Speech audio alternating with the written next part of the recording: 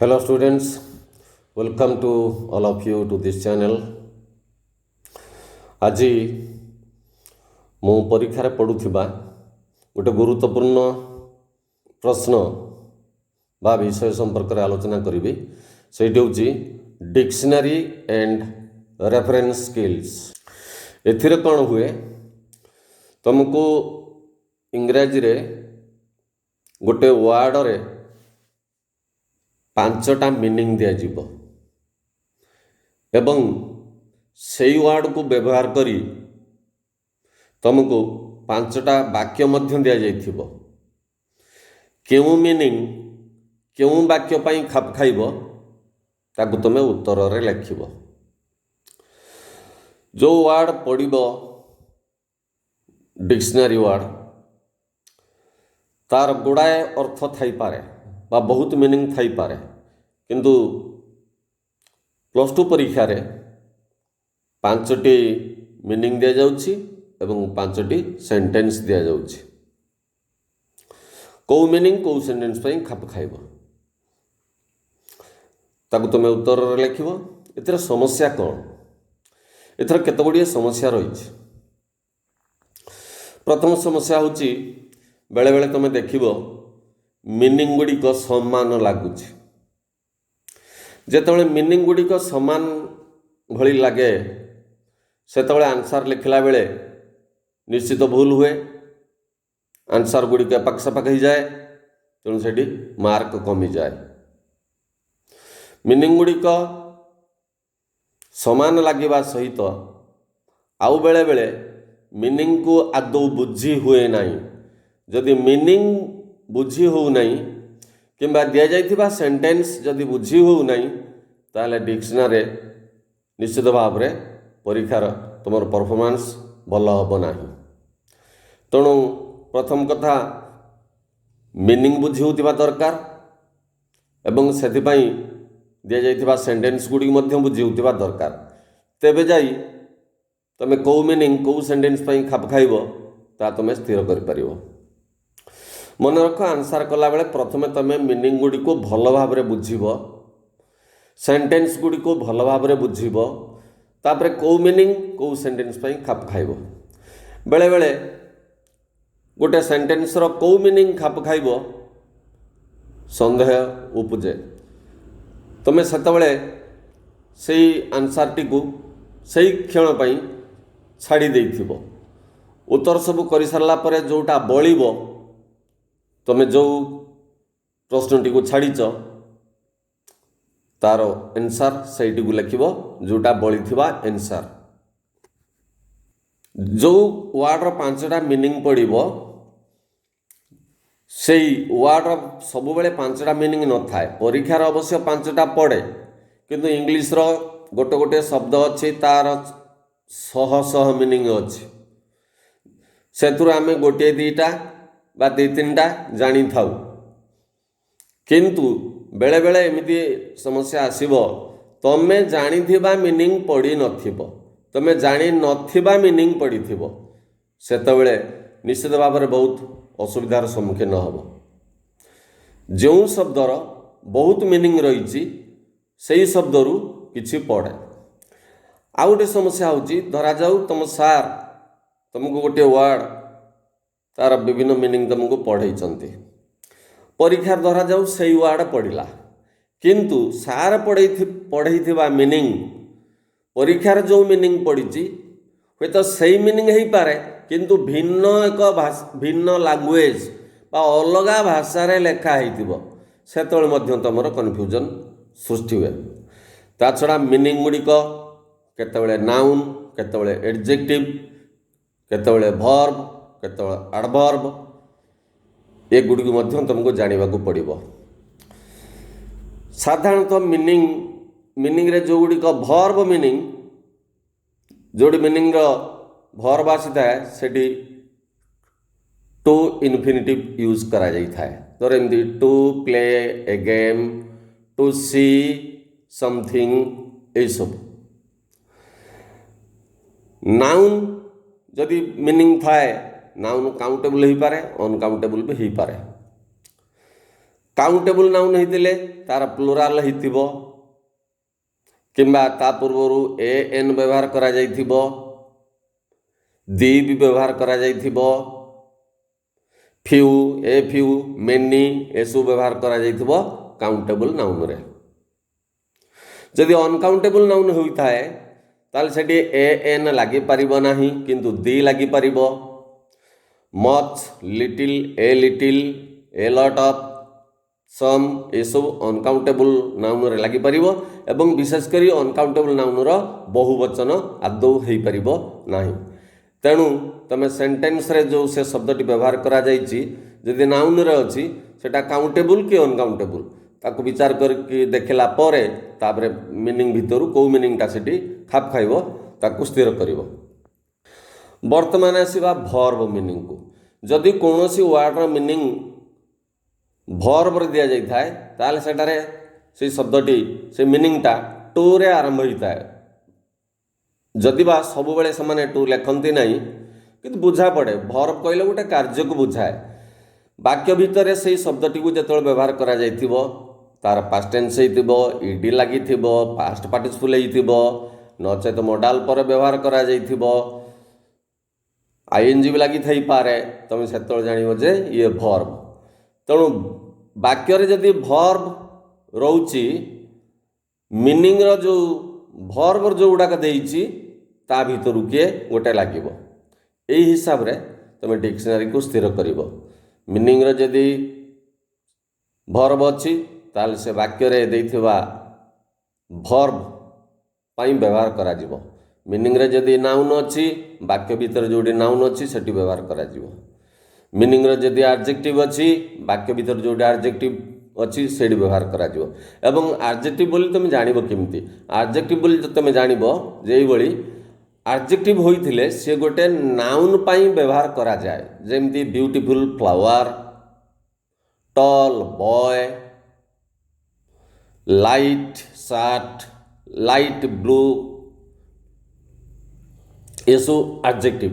जेतबेले adjective रे व्यवहार होइतिबो सेतबेले से गोटे नाउन पूर्वरु व्यवहार होइताय।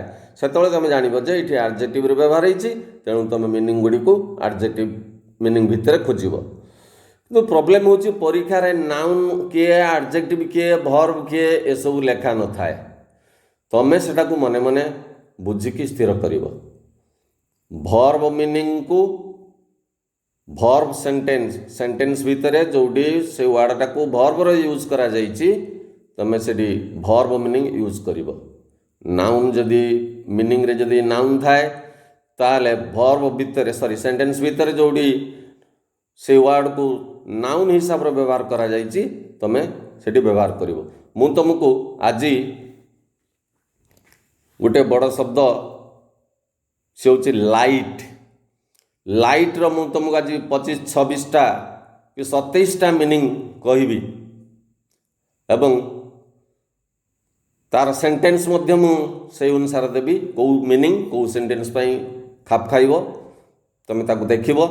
मु मध्य तार फोटो मु तुमको देबी तार स्क्रीनशॉट नहीं तुम ताको खातार लिखि बुझिबो। मु मीनिंग सहित सब कहबी।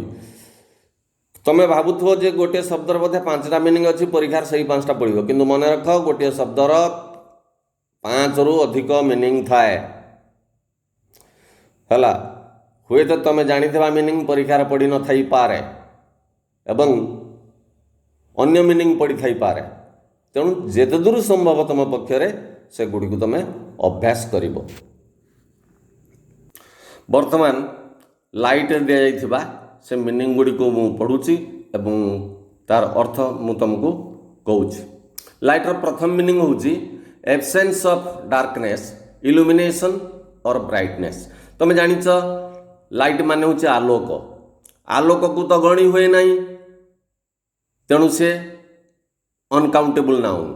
तेणु आलोक को तो इंग्राजी रे आलोक बोली लिखा जाई परिबोनी। तेणु आलोक बुझौथिबा अन्य प्रकार लिखा जाइछि। एब्सेंस ऑफ डार्कनेस अंधकारर अनुपस्थित बा इल्यूमिनेशन उज्ज्वलता बा ब्राइटनेस एटा हला आलोक जोटा कि uncountable noun.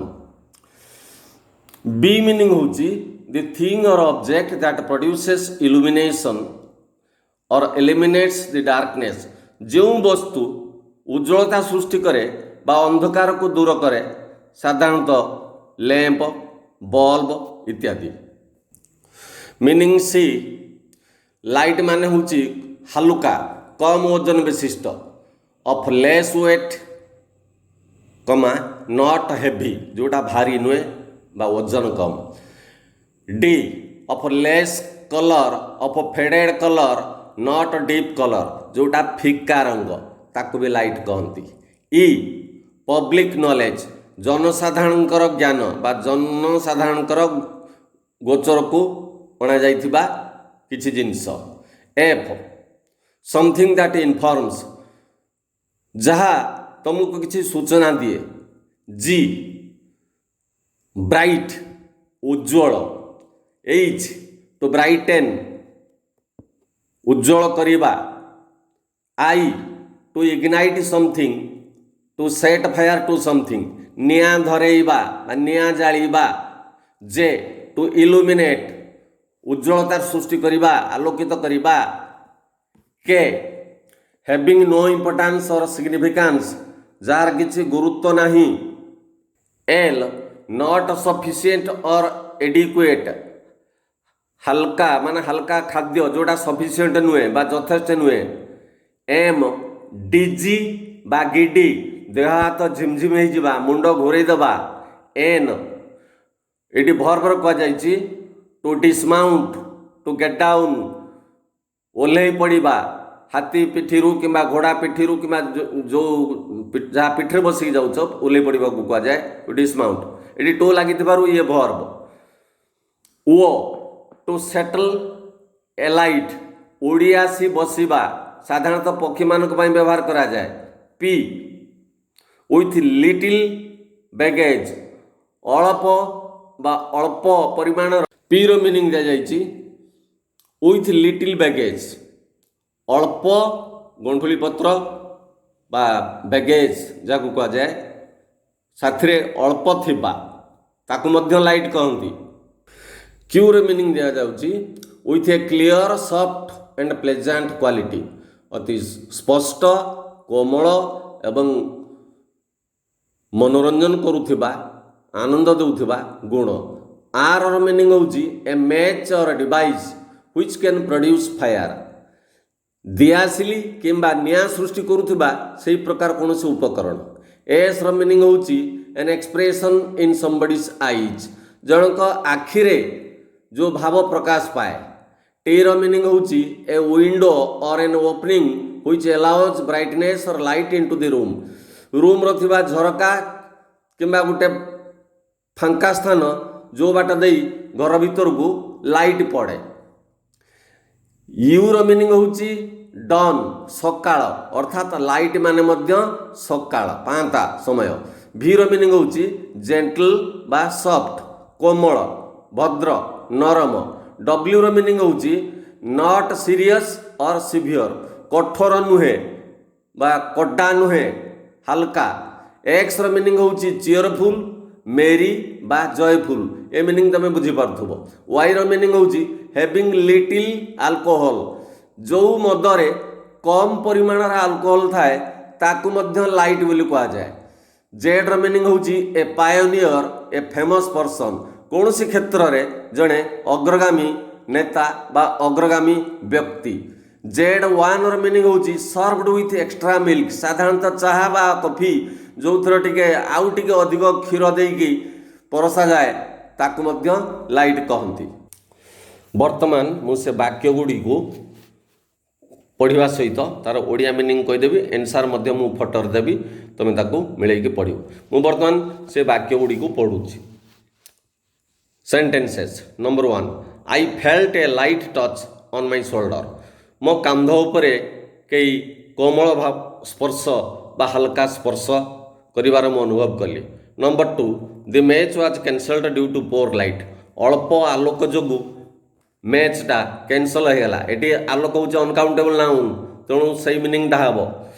Number 3, he likes is T light, से ता चाह को लाइट हिसाब रे लाइक करे। मान मु कही जो मीनिंग रे जो चाह बा कॉफी रे टिके अधिक क्षीर मिसी थाए बा क्षीर दि जाए।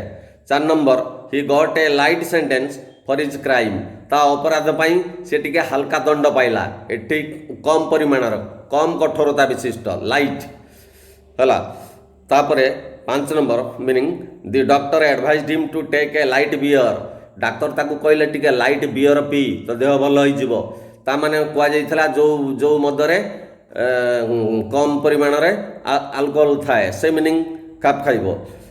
6 नंबर वाक्य all the skylights of my room are broken मो रूम रो सब स्काईलाइट भांगी जाइछ अर्थात रूम रो जो स्काईलाइट थाए झरका बा फांक जो बाट लाइट घर भीतर को आसे सही light.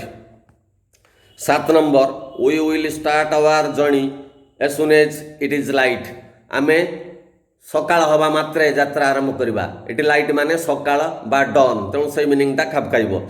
8 number I could see the soft light in her eyes when she looked at me से जेतळे मते चाहिला मु ता आखिरे देखि पारुथली जो से कोमल लाइट एटी लाइट होची आखिर भाव बा परिप्रकाश। Number 9 he wanted to make fire but he had no light से निया जालिया पई चाहिला किंतु पाखरे दियासिल नथिला जो उपकरण निया सृष्टि करे। 10 नंबर होची सी सेंग इन ए लाइट वॉइस से गोटे लाइट हल्का बा कोमल अति नरम स्वर रे गीत गाइला। 11 number the students let the hostel with A light heart and mind student माने हॉस्टल छाड़िले लाइट हार्ट रे माने खुशी मन रे लाइट माने एटी चीयरफुल माइंड रे छाड़िले।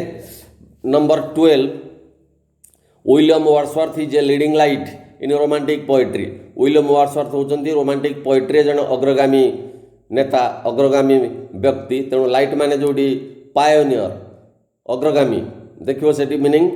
Number 13 they travelled light on the morning train सकाळ ट्रेन रे से माने ट्रावेल्ड लाइट देखो एठी लाइट शब्दटी ट्रावेल्ड पर बसची ट्रावेल्ड होची वर्ब तेणु लाइट शब्दटी वर्ब पर बसतिवारु लाइट शब्दटी होची एडवर्ब तेणु ट्रावेल्ड लाइट माने तांकर जिनसपत्र कम थिला बा अल्प जिनसपत्र नहीं सकाळ ट्रेन से गले। Number 14 the eagle lit or lighted upon the cliff of the hill पहाड़र शीर्ष रे ईगल पक्षीटी ओल्लैला लाइट माने उड़ी उड़ी आसी बसिबा बा ओल्लै पड़िबा। Number 15 there were hundreds of lights on the stage रे शह लाइट थिला एटी हला बत्ती माने बल्ब जोड़ाक लाइट जो थ्रू जो वस्तुर आलोक सृष्टि हुए ये हूँ काउंटेबल नाउन तेणु यार बहुवचन अच्छी अनकाउंटेबल नाउन एने बहुवचन हेनी। Number 16 he wears a light blue shirt से लाइट ब्लू शार्ट एटे पिंधिची एटी लाइट माने फिक्का अल्प रंग विशिष्ट तुम मीनिंग रे देखिबो of faded colour of less colour. 17 aluminium is a light metal aluminium हूँ गोटे हल्का धातु लाइट माने हल्का मान not heavy easy to carry of less weight से मीनिंग देखिबो। Number 18 my sister felt light in the head मो सिस्टर मो भौणीर मुंड झिमझिमी हो गला एटी लाइट माने झिमझिमी जोटा डिजी बा गिडी लेखा आइची तेणु ये हूँ नाउन। नंबर 19 ही लाइटेड ए सिगार से हूँ गोटे सिगारेट जलैला लाइट माने निया धरेबा बा सेट फायर टू इग्नाइटेड से मीनिंग टी हबो। 20 fire crackers lighted of the evening sky पटका सबु संध्या आकाश को प्रज्वलित कला इट लाइटेड अप मान प्रज्वलित कला इल्यूमिनेट जोटा अछि सेटा। 21 he was asleep in his light airy bedroom से सोईथला ता बेडरूम रे जोटा कि लाइट एयरी थिला लाइट एयरी एठी तामाने एटी जी मीनिंग खाप खाइबो लाइट एयरी उज्जवल एवं पवन बहुथिबा रूम सेठी से सोईथला तेणु से मीनिंग टी खाप खाइबो। 22 the chief minister brought the policy of the government to light मुख्यमंत्री सरकार नीति गुड़ी को जन गोचर को आनिले लोकलोचन को आनिले। तापरे 23 आई टुक ए लाइट डिनर एट 4 PM 4टा बेले मुझे आज लाइट डिनर खाई माने अल्प खाई अल्प परिमाण रे देखिए meaning 24 the soldier lighted from his horse सैन्य जनक घोड़ारू ओह्लै पड़ा लाइट माने भी ओह्लै पड़ा हाथी पिठिरू घोड़ा पिठिरू ओट पिठिरू ओह्लै पड़ा लाइट कह जाए 25 दि विनर्स फेस विजेतार मुह लिट अप माने lighted up when he stood fast से जानिला से प्रथम फास्ट होता मुह उज्ज्वल दिसला तेणु ब्राइटेन तार meaning 26 do not mind his light remarks तार हल्का कथा को बा मूल्यहीन कथा को माइंड कर नाही number 27 you are requested to throw some light on the problem that caused his downfall तुमको अनुरोध करा जाउची तमे जो समस्या पाई तार अधपतन घटिला से समस्या उपरे लाइट थ्रो कर नंबर 27 हूँ एफ रो मीनिंग दिया जाइए समथिंग दैट इनफॉर्म्स जो कथार किसी जना पड़े ताने आपन को अनुरोध करा जाउची कौन पाई तार अधपतन घटिला कौ कारण तमें टिके से कारण ऊपर टिके कह लाइट बर्तमान ये 25 26 27 मीनिंग आउ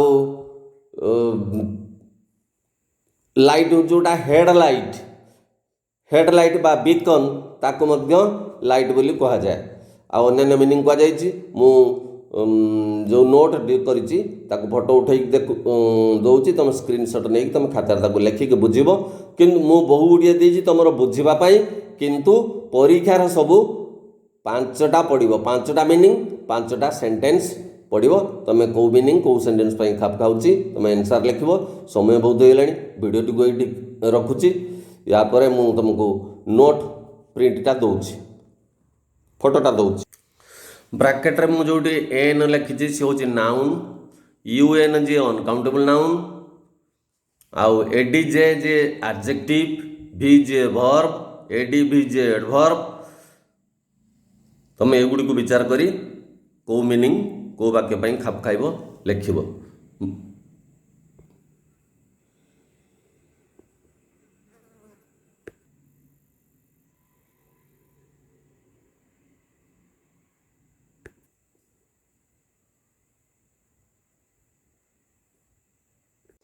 शेषर आ गोटे कथा जोड़ा चाहे तुमको जो मीनिंग बा जो सेंटेंस सहज लगुव से गुड़ी को आगे कर नब कारण मात्र सब 5टा क्वेश्चन अच्छी बा 5टा मीनिंग भी अच्छी तेणु जो गुड़ाक तुम जापर कौ मीनिंग कौ सेंटेंस दरकार पड़ुची तुम से गुड़ी को आगे कर नब जो गुड़िक आसब ना बा टे डिफिकल्ट लगुच लास्ट को रखि जो मीनिंग गुड़िक बड़ब ताकू से सेंटेंस जो आवश्यक सेंटेंस लिख आ गोटे कथा कहवा कथा नुहे स्टूडेंट तुम सब जेहेतु स्टूडेंट है जड़े शुभाकांक्षी हिसाब से मुझे तुमको कहूँ बेले बेले डिक्शनरी भारी कष्ट पड़े मीनिंग गुड़ाक सामान लगे से तुम देखिल जे मीनिंग बुझी होना कि सेंटेंस बुझी होना से जीरो रखा अपेक्षा गोटे मीनिंग को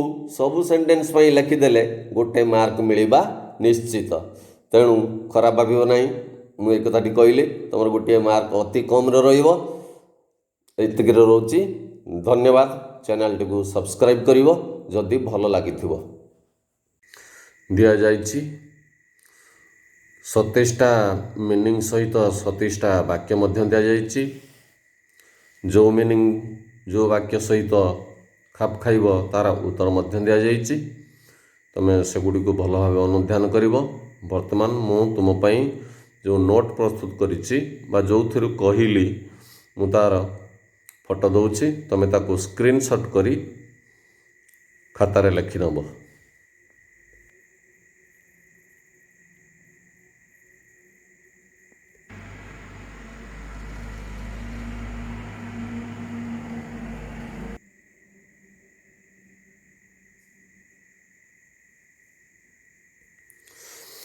आज एतिकी भल भाव अभ्यास करिवो आउ मन रखा चेष्टा करिवो बुझिबा मध्य चेष्टा करिवो रोची धन्यवाद वीडियोटी भल लगिले सब्सक्राइब करिवो।